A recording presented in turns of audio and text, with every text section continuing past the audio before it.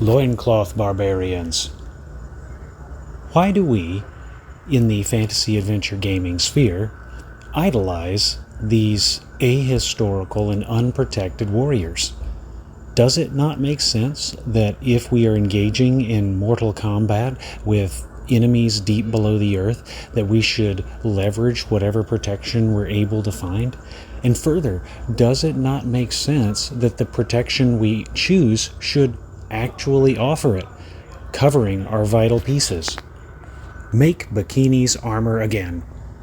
Today on the Whispering GM.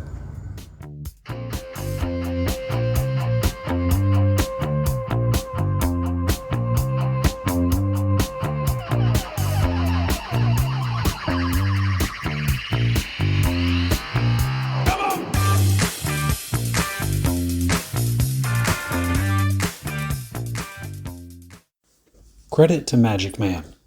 Magic Man being an account on X, formerly known as Twitter, who started the Make Bikini Armor Great Again meme. Now, that said, I did repost his thing with a picture from Deathstalker 2, or where the dude is wearing bikini armor, because I think that's funny. But I had wanted to do this episode for a long time, and the meme gave me an excuse to do it, because my buddy Rob over at Down in a Heap, not too long ago, was talking about bikini armor. Not bikini armor in particular, but the cultural fascination with the Loincloth Barbarian. Why do we like to see protagonists who are not wearing armor? Because you think about it, when he was younger, you could watch movies like Excalibur. They're walking around in full plate everywhere they go. Glorious movie. Great movie, too, because it's one of the few Arthur incarnations that gives Morgana a reason to hate Merlin. But, again, that's another episode. And one of the things he said is that it's ahistorical. One, it didn't fit his Appendix N, but two, it was ahistorical.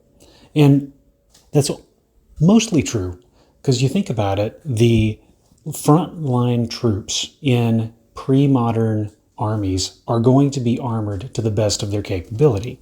You look at the Bayeux Tapestry, the majority of the fighter types are wearing chainmail being the top of the line at the time. Similarly, you look at some ancient Greek sources, you have people in Mycenaean cultures wearing the panoply. Interesting recent development. People originally thought that the use of chariots was primarily to transport panoply-clad troops to locations because it was too heavy and unwieldy to move around in. They recently put reproduction panoply with the same material onto Greek Marines, modern Greek Marines, and they were able to fight in it. So it's almost like a thing that was designed to be used is usable. So heavy armor, and Romans and segmentata, but heavy armor is historical. But where is low-no armor? Well, it's actually not as ahistorical as you think. I mentioned the Roman segmentata, that's the plated kind of stuff that's more commonly associated with the High Empire. That was not always what they wore. They also, their auxiliaries frequently used chainmail, which was in that period different. I guess it's more of a lighter armor in that sense. In reality, a full suit of chainmail is going to be heavier than plate, but we're not going to go down that road. But Roman auxiliaries frequently would wear boiled leather equivalent, linothorax. This was a thing that was popular in Macedon. Philip of Macedon, Alexander the Great, the armies that conquered the world, they wore linothorax. That is cloth that had glue on it and was layered to provide a stiff covering. The Macedonians may be a bad example because that was about the best armor they could have based on the technology level and the number of people who were participating in the combat. But with the Romans, you had auxiliaries in chainmail, you had scouts in lighter armor, you had skirmishers in lighter armor. Obviously, when you have archers, and this would be from the medieval period back, you'd have lighter armor. So it kind of corresponds to your role. So it makes sense for the archer, the thief, the magic user not to be wearing armor, because Why would they? They're not the ones in the front line. Do we have examples, though, of frontline fighters wearing light armor? We do. Consider the Celts. While not all Celts did this, many Celts would wear little or no armor, some going into battle nude to the exclusion of a torque and a shield and a weapon, because they believed that the gods would protect them. So there is at least one instance where bikini armor or less would be applicable. So while scarcity of resources, as might have been the case for, say, Pacific Island melee combatants, or the Philip of Macedon, the technical limitations or cost limitations, coupled with the role in battle, those are the primary drivers. We do in fact have examples of low armor, no armor in real battles. And look at the Boudica rebellion. Sometimes they pushed the Romans back. Look at the Germanicus rebellion. Sometimes they pushed the Romans back. While their motive might have been faith-based, their outcome was driven in part by their tactics and their environment. So it's not entirely ahistorical for low armor, no armor in a melee combatant. Nerd rant over. We'll move into the meat of the episode.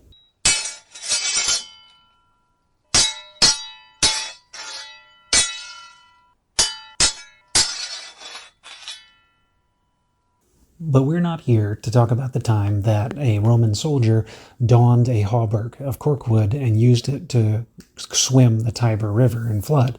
We're here to talk about gaming. So, why would we want to play a character that doesn't wear armor or that wears impractical or little armor? First of all, think about why we play. Some of us enjoy the board game aspects, some of us enjoy the social aspects, and then some of us likewise enjoy the competency projection. That is, I am fat and ugly. I want to be thin and charismatic. So my character, when I roll a high strength score, when I roll a good charisma, that's my opportunity. And in the same sense, I may want to be competent. I may want to project a hypercompetence, and no armor allows me to do that. I can move freely. I can move quickly. Moreover, when enemies attack me, I don't need protection. I can fend for myself. I can dodge those arrows, or I can hug the cover. I can parry those blows or leap out of the way.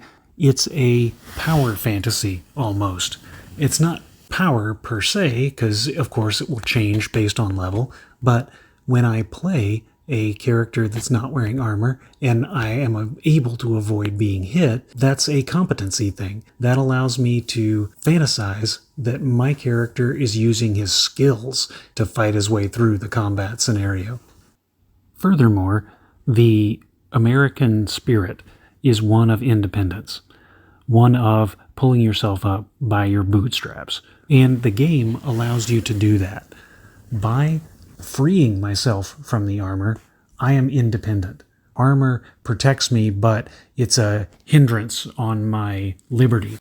In games where you have a magic item kind of dependency, in the WotC editions has a very clear dependency on magic items. They have a guide on how much magic your character should have based on level. There is an assumption in old school editions that you will have magic items, but there's not really a guide per se. Like if I have a magic sword at level 2, there's nothing saying I shouldn't, nothing saying I should. Eventually I'll need one in case I run into, gargoyles or something like that, which can only be affected by a magic weapon. So it will happen, but there's not, to my knowledge, a definitive guide. So with that in mind, I don't want to be dependent on the armor.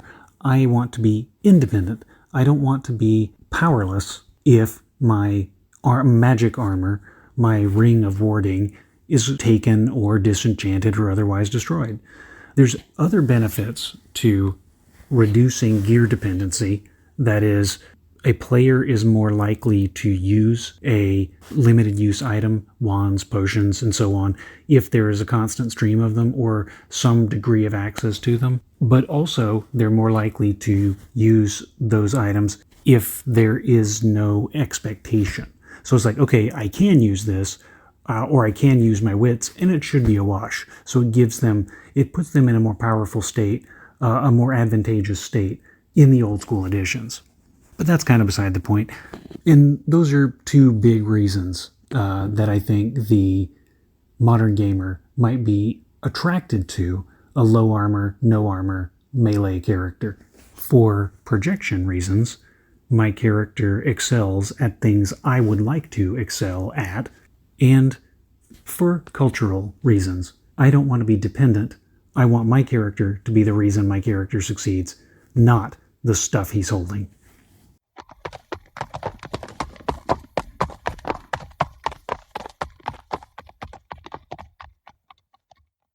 What influences the way that we write adventures and the way that we play adventures more than Appendix N?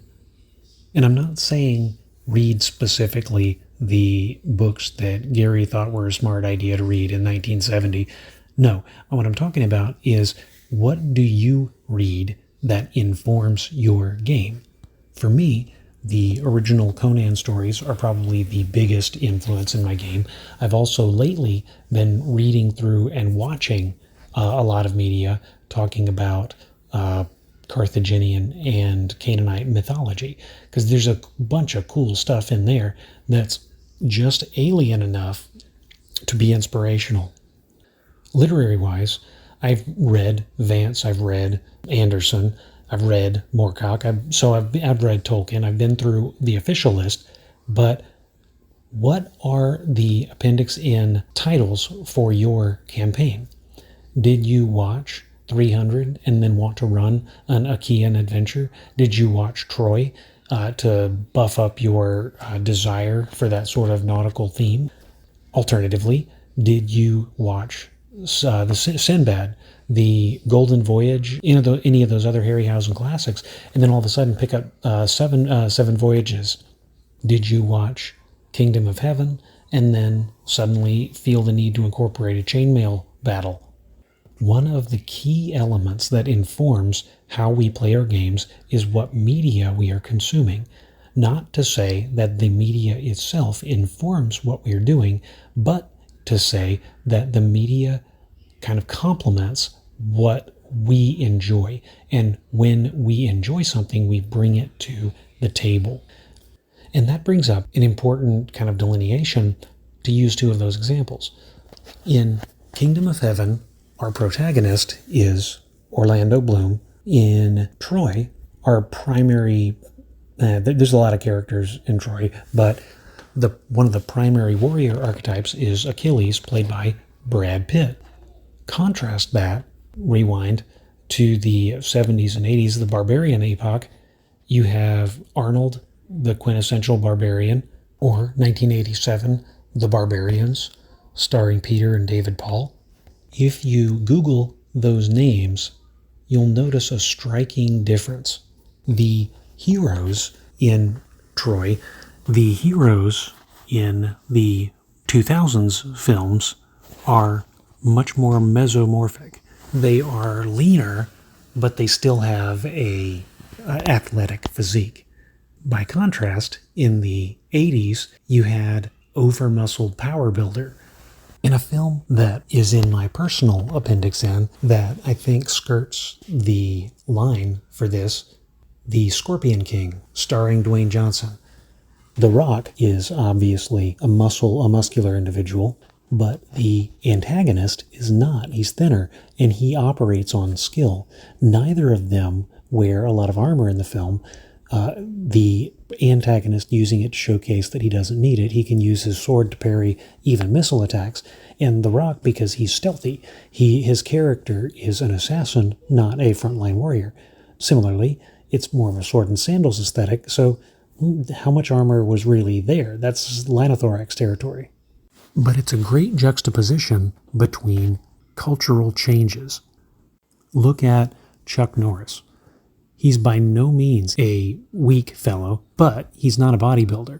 Look at Bruce Willis. Again, he's an 80s action icon, I'll admit that, but Die Hard and some other films came into the 90s as well. He's a mesomorph. He was never a big guy. He was a tough guy, but he was never a big guy. And so I would argue we went through a cultural change over that generational turnover. You went from Jesse the Body Ventura in Predator to Boyd Holbrook in 2018. There's a difference, and there's a reason for that difference. It's because what is the audience looking for? Pirates of Dark Water. My children kind of gravitated towards the bad guys, and the bad guys are more over-muscled, the more classic archetype, but the good guys are thinner. Ren, the pirate, or the Prince of Octopon, he's a thin guy, and he has to get by on his agility. Eoz, or Iaz, I always called him Eoz, but everybody in the show calls him Iaz, so I guess I was wrong when I was 7 or whatever. He is the stronger male character in the protagonist group, but again, he's not a bodybuilder. By that time, the over-muscle type was equated with the undereducated. So the bigger your muscles, the smaller your brain. Obviously, this is a dichotomy. You have people like Dolph Lundgren in real life, but real life and culture don't always align. But something about the late 80s, into the 90s, into the 2000s, there was a transition where we went away from the strong hero to the agile hero, or the, Editor Taylor here, smart hero. What caused that? I'm not off my rocker. I've given examples, but what caused that? Was it a consequence of changing taste? Was it something about the presentation of new musicians as the popularity of different genres waxed and waned? Was it a sort of return to realism in the sense that Orlando Bloom's character in Kingdom of Heaven is more believable than Rick Hill's Deathstalker? I don't know.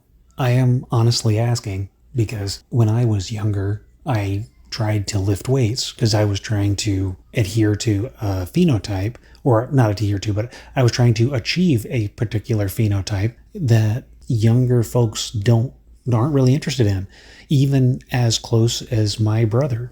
My brother is a phenomenal athlete, always was, but he prioritized endurance and agility. I benched 300. He never did. And it was because he prioritized something else in his athleticism. And so with that, to circle back, because I've been talking for a while now, to the core of the episode, is low armor, no armor a result of a changing Appendix N?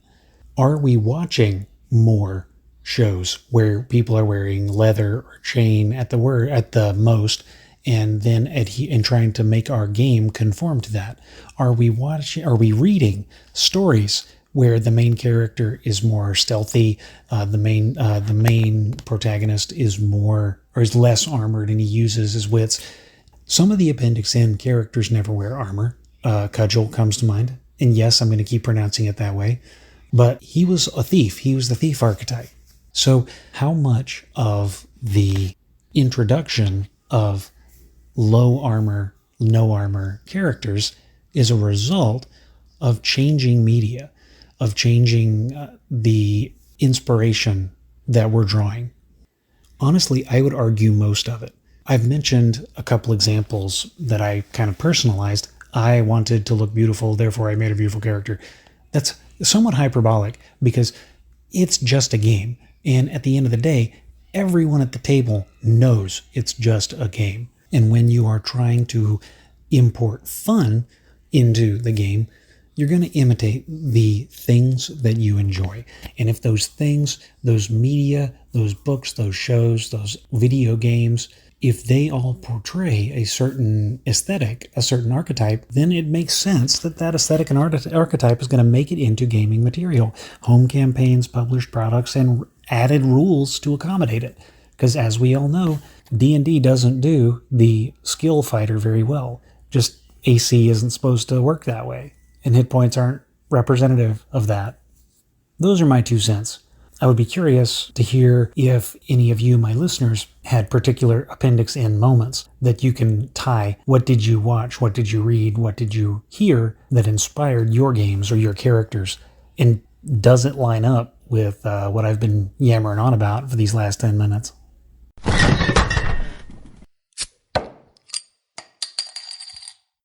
And now, let's take some time for some calls. Hey Taylor, Bosman from Barbarians here. In your Ghoul episode, you shortly talked about scaling. Particularly, you were talking about a case where you had 20 normal men and 1 hero figure, and were laying out different options of how to handle that. The first one you said was just doing 1-to-1 and having each man roll individually, so you'd have to roll 24 attacks for the unit. The second one was going in and out of scaled combat, which you said had some issues, and the third one was the method John Mollison laid out. However, I do think there's a fourth option, which is saying, well, let's scale 1-to-4, so you have 5 normal man figures, each of 4 men each, which roll 1 die each, and 1 heroic figure, which gets 1 die. And that way you can way more easily and way more quickly handle the combat. It's something I and Stephen hope to talk about too in the future, but I thought it was so appropriate here, I just needed to mention it. In general, I think finding the highest common divisor for whatever you have works. For scaling is a very underused method because it can really speed up how fast combats go without really influencing results. Hope this helps in any way, and talk to you later. Oh, it absolutely does, actually. One of the little tips that I give to people when looking at old school material is to look for a common denominator in dice pools. So you'll see 2 to 16 in like number appearing or damage. And as a modern player, you're used to dice and you're like, well, 2 to 16, what does that mean? Well, divide 16 by 2. What is that? 8? You have an 8-sided die. Roll 2 of them. Bam! That even works for the weird ones, like when you have 4 to 19. Wait, well, 19 doesn't divide into 4. Yes, but 3 does divide into 18. So 3, what is 18 by 3? 6, d6, 3d6 plus 1 brings us 4 to 19. But I had not applied that, or had not thought about applying that at varied scale. I traditionally have been somewhat of a slave to a fixed scale, which is out of character for chainmail. It specifically states that it can be at different scales, and it advises different base sizes depending on the man scale that you use. But you absolutely could do that, and I may try that next time, come to think of it. That works pretty well too if you have a hero and you can divide your men into similar quartiles. It runs into a bit of a snag when you have, say, an ogre and he's 6 hit die, but not a bad idea. Knowing that you have the ability to scale, ghouls obviously, because ghouls have 2 hit die, they will be divisible by 2, and so any number of ghouls you have will fit into a 4 kind of paradigm. If you have 1 left over, just give them a penalty. But you could absolutely do that. That would reduce the number of rolls you have to make. That would speed up the combat, and that would give you a little bit. That would give you the same experience as zooming in, but you only zoom in as much as you need. So I do appreciate that. I will keep that in my back pocket if and when it comes up. And I also appreciate the sound effects there. So you had a little bit. It sounded like a horse clapping and then a plane going overhead. Dear listener, I promise I have not inserted those. Those are Boss Originals. It's a very fun merging of modern and antique. Kidding aside, I appreciate the call. I appreciate the advice and tip. And I appreciate hearing your voice. Thank you for calling in.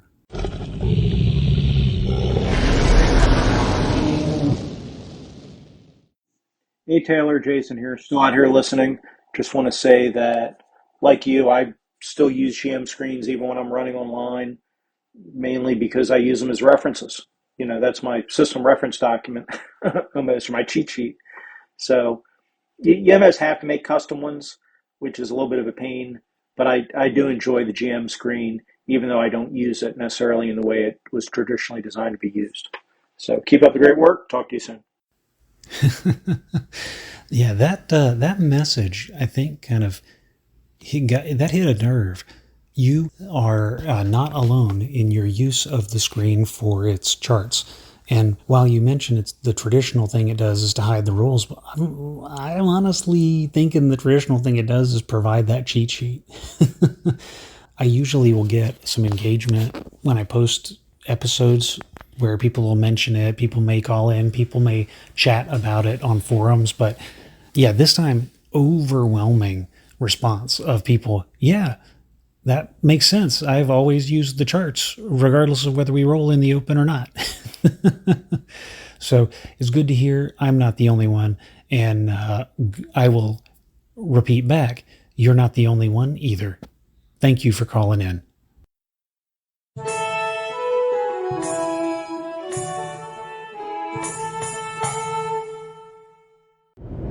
Hello, Taylor of Clerics Wear Ringmail. This is M.W. Lewis of the Worlds of M.W. Lewis. I don't know if I've ever called into your show before. Maybe. I can't remember. Well, thank you for calling in this time. I think you have called in before. I think we were talking, it was a year or more, I guess. We were talking about adversarial play. And it was fun because you, Jason, and I think, were the ones primarily bouncing around identifying play style based on system and group expectations. But that said, I feel you. I have a notepad file that I used to keep and kind of still do, where of things I would like to call in to various podcasts about. I have not been calling in either. It's just, it's hard. Yep, so summer can do that to you. But what do you have for me today? I haven't been calling into a lot of shows this summer. I haven't done a lot of my own podcasts this summer. But I was listening to a recent episode of your podcast here on a nice, sunny, mid-August day as I cruise down the avenue, down the highway, into Tennessee. I just crossed into Tennessee. I am jealous. And that's actually true. My wife and I have gone up to the mountains in North Carolina and or Tennessee every year forever. Haven't managed these last couple years. So I would transpose, even though Tennessee is kind of long. You might be out Nashville ways. I don't know. And I took a long pause there. A state trooper came flying down the highway here on my left-hand side, and I have to admit, while I was trying to punch over to Discord to figure out how to leave a message, I forgot I had turned my radar ready off on the car so I could make an exit, and the car, I started swerving a little to the left and the right of the road before I put the radar back on. Once I have the radar back on, this Toyota I have will keep the car pretty much centered in the lane, so if I'm futzing around on the phone, it doesn't swerve, and I thought maybe the cop was coming for me because I swerved left and I swerved right and then I swerved left again. Nothing major, little ones. I hit the rumble strip on the right hand side. I don't think I crossed the line on the left actually into the other lane. But it was very minor, and indeed, the officer was not chasing me down. So I'm good. Back to the message. I feel you on that. That was my thing for a while. I don't commute anymore, so I can't podcast from the road anymore, but I absolutely feel you there. You are braver than I am. I don't trust the radar stuff at all. But that just might be Luddite old me. I was just listening to your latest edition on the screen, to screen or not to screen. I didn't even know that was a question. But you know what? I do know some DMs who don't really screen, and it's cool. It's fine. This open rolling and all that. I've resorted to open rolling even on my online game. We use my patented webcam, which I'm going to patent, which I put together with 4 coffee cans, a Stanley level, and a $5 webcam from 20 years ago. If you patent, I will buy. I tried using my 20-year-old dice cam. It did not work. I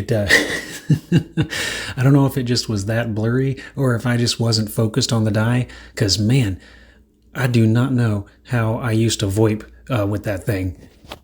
And voila, I have a dice cam. So I do, this ties into something else. Low prep game versus high prep game. When you do those super high prep games, as I've done in the past, I think sometimes you fudge the rules a little bit because you prepared for like something big to happen, and you don't want your character, you don't want your players to die in the very beginning against the mooks. So what I find myself doing is open rolling in those kinds of situations to keep myself honest. As someone who had to learn the hard way about just the right amount of prep, that brings up a very good point. If you have material that you want to include, then the temptation is more real to make that random roll occur. I've got an action item. I've got a couple guys that I'm going to try to get a panel together to talk about prep, because there is, as we are aware, a lobby zero prep that holds itself above the high prep game, and yours truly I've spoken against prep in the extreme for fear that it would prevent material from making it to the table. But that'll be another episode. Look forward to that in the nearish future. Because it's better. It's just better to open roll. And you said you open roll for the combats too. So I think it's healthy to open roll for the combats, but you need a screen. I agree with you. Rules is written. There's a lot of things you have to do behind the screen, and the map should be hidden, etc., etc. Now online, I play online almost exclusively, I have to admit. So when I'm online, I don't need a screen, obviously. You would think, right? But, the fact is, even if you're online, hence my patented tape it to the wall technique, you may not need the screen to hide anything you're doing, but you should have your charts and stuff out. 2 miles, take exit 1 on US 11 West. Love the GPS. Listeners, you thought you had gotten out of the car-based podcast. You thought. That's so rude. This car's always interrupting my calls. So anyway, you should have the tables, and I love the tables. I'm a big fan of the tables in old school, OD&D, Bikini, Basic Expert, and AD&D, 1E, 2E. I don't know, maybe by 2E they put Thaco in. I hate Thaco. I like tables. I like to look at the tables. You should have all that stuff at your fingerprint. So what I did in 2022, I bought a durable desktop reference system off of Amazon, and it's kind of like this little marketing stand with these plastic sleeves, and it all connects into this little metal frame, and it basically creates flip pages that you could just, and it even has little tabs and stuff, like file tabs, so you just put it in front of you and you can flip to what you need. That is interesting. I'm glad you brought that up, because that is a product I may have to buy now. I've been looking for a flipper type thing, because I did link in the podcast to my entirely too long DM screen. I could condense it. The OSE one is very, very condensed, so very useful in that regard. But the flippy one, that aligns precisely with how I actually envisioned my super long DM screen to work. So thank you for that heads up. I'm going to look for that. And I use that, and you know what? I tend to use that even when I play in person with people, because I'm so used. I have it set up so well, and it's expandable too. And I can really get through stuff quickly with that. And what I'll do is, I'll just hide the stuff. I'll use something else to hide what I need to hide. Whether that be, In a half mile, Oh, take exit boy, 1 for this US 11 car. West South. I heard you. US 11. That's the one that runs right north of Pigeon Forge, I think. So you were actually right out where I tend to go. Maybe near Kingsford. I've been to Kingsford a few times. Next time you're on a road trip that way, I'll have to plan my mountain excursions accordingly. We'll catch McDonald's or something. So anyway, I would use, even if I'm not running a TSR module, if I'm running my own stuff, I have these little folders and stuff that I would use just to hide the pertinent information from the players. I find most experienced players aren't really... Take exit 1, then slide left onto the US 11 West South ramp. All right, I'll do it. I'm going to take exit 1 here. So I find most experienced players, aren't really paying too much attention to what the DM's doing anyway. And no player really is anyway. But you should still keep that screen there. Keep that element of mystery. Slide left onto the US 11 West South ramp, then turn left onto US 11 West South, West Stone Drive. Right, that sense of mystery and exploration. So that's it. I'm going to end the call here because this thing's going to keep going. Light, turn left Bye. onto US 11. Keeping the sense of mystery. That's a good way to put it. In the podcast, I touched on that a little bit by talking through the things that should be hidden, maps, twists, that kind of thing. But keeping the sense of mystery is a good way to put it, because why would you want... It's like if you were reading a book, reading the Cliff Notes first. Why would you do that? But to circle back to players, I agree. The veteran players, in the sense that someone who has been playing with you for a while knows you, knows that you're gaming with friends, understands the style of the table, and trusts that you're doing your job. It comes down to trust, because at the end of the day, I trust the players that I play with because I have been playing with them, and I know that they're in it for the game. The dice are a way to tell the story, not a way to clickety-clack while we walk through our respective novels. And any group that gets that is going to do better, I think, than a group of randos. There's some food for thought. Is transparency more or less important depending on how well you know the players? Or from the player perspective, how well you know the referee? Food for thought. Thank you for calling in, regardless of whether or not it was the first, second, or most recent. Looking forward to hearing more from you.